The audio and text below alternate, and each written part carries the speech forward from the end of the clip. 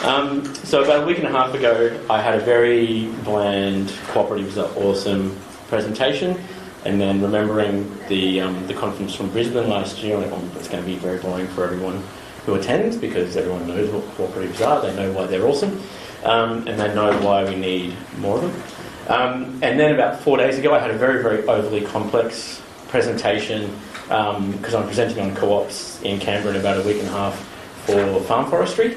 And then I saw the ideas clash concept and went, that's not going to work either. So now I've got a notepad.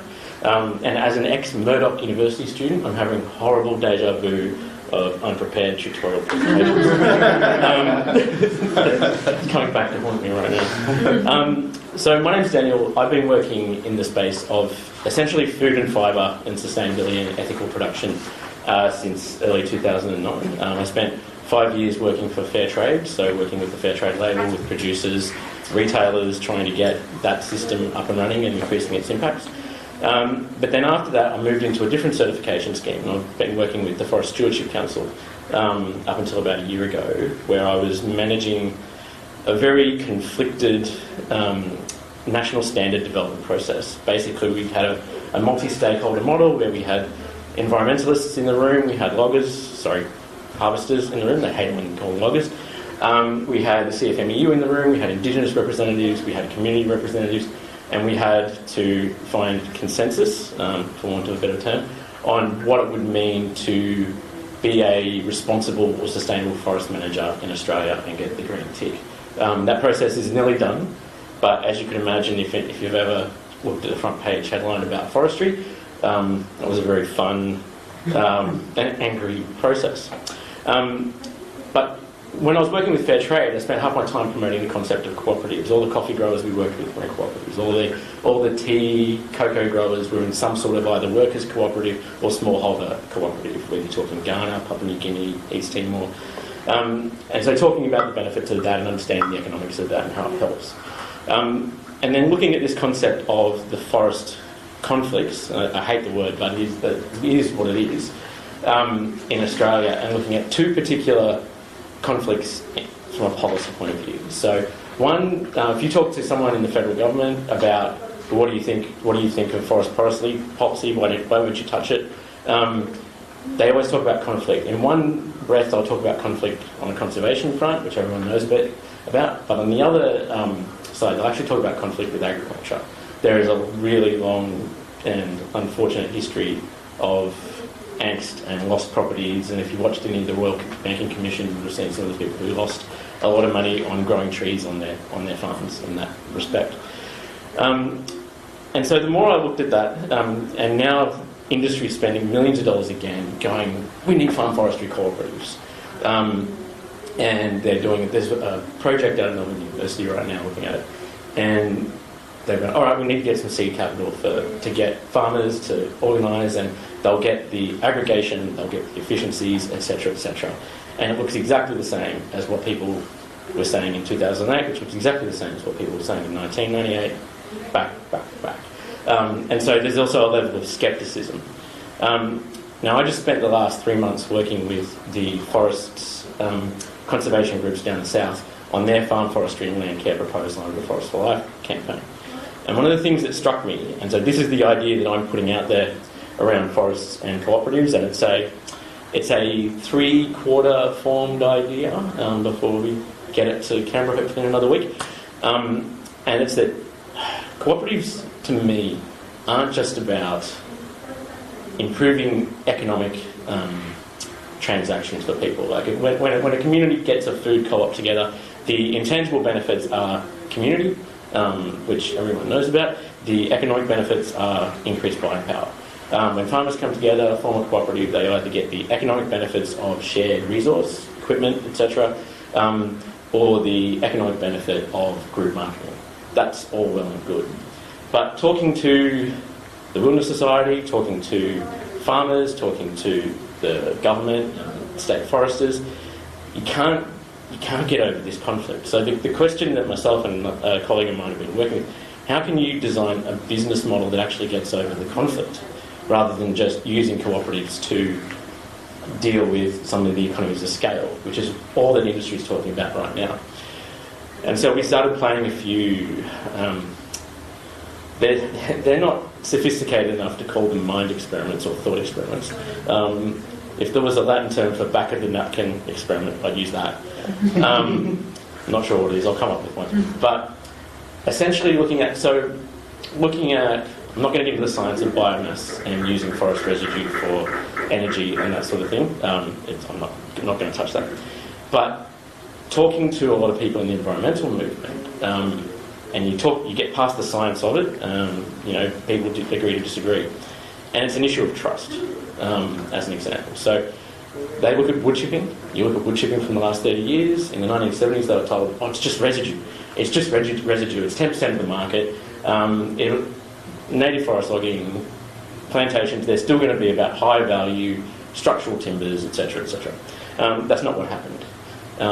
The economic model of the high volume, low margin overtook the low volume, high margin, and became the dominant paradigm. And so when you talk to people about bioenergy, for example, they see the thin end of the wedge. They're like, it's just to generate an income. Particularly in the case of farm forestry that we've been looking at, is you don't see return for the first 10 or 15 years, and so how can you convince a farmer to stump up cash, no pun intended, to get past the risk and eventually get a return?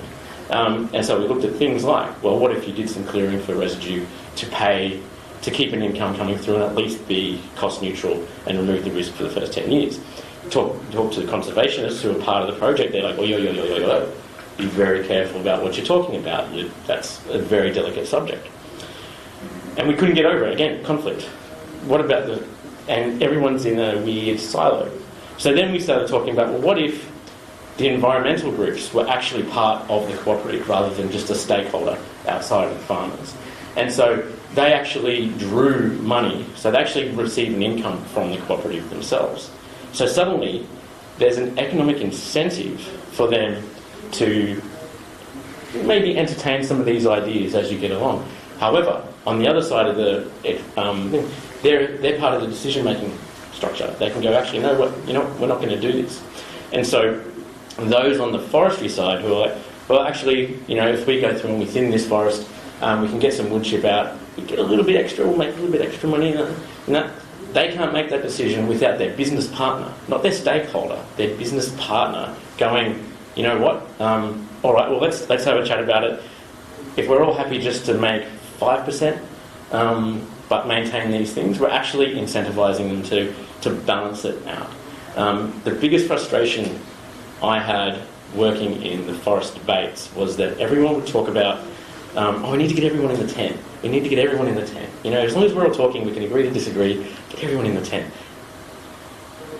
Yes, everyone needs to be in the tent, but it doesn't work. People still walk out of the tent angry. The tent gets blown over. 10 years later, everyone's, we need to get everyone in the tent. What? And so the rhetorical question that kind of came up, talking to some of my friends in the environment, was like, why isn't the Wilderness Society Australia's second largest forest manager? Not a big conservation group, like you have the Australian Wildlife Conservancy, you've got Bush Heritage, Gondwana, who are planting trees for the purpose of restoration in perpetuity. Why aren't they also planting trees for timber? Own the market rather than engage the market. And so we've started building a business model around this.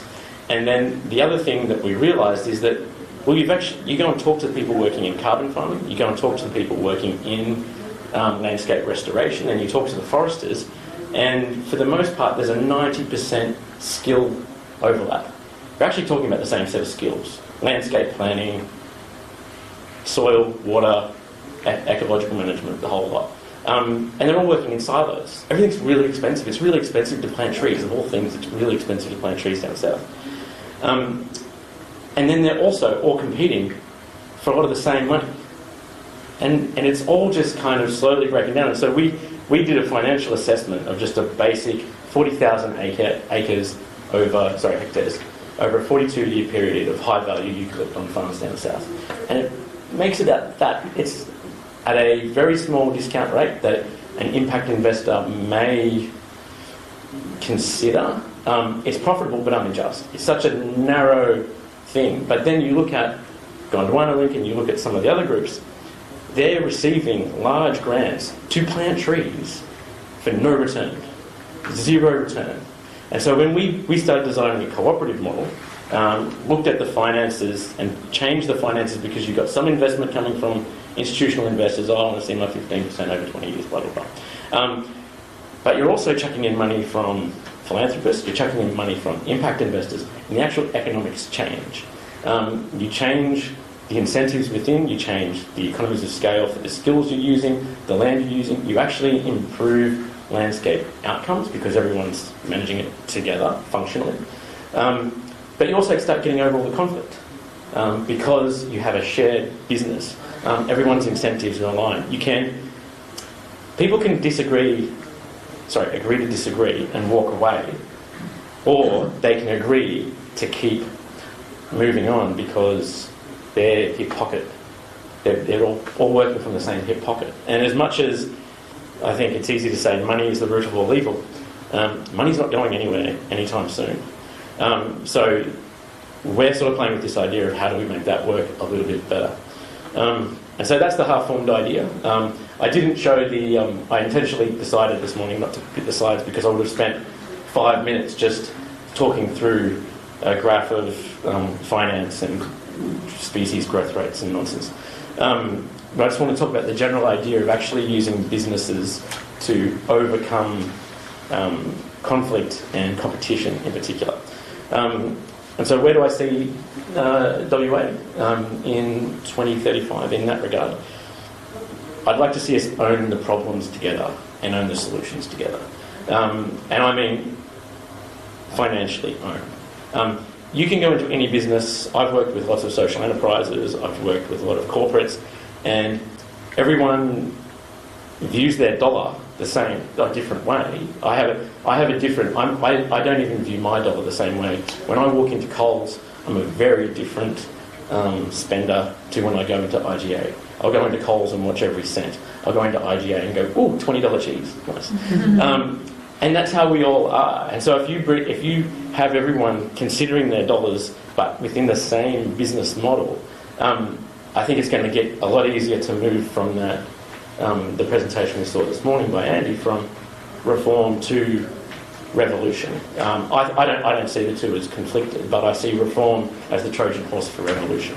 And that's my thing. Yeah. Thank you.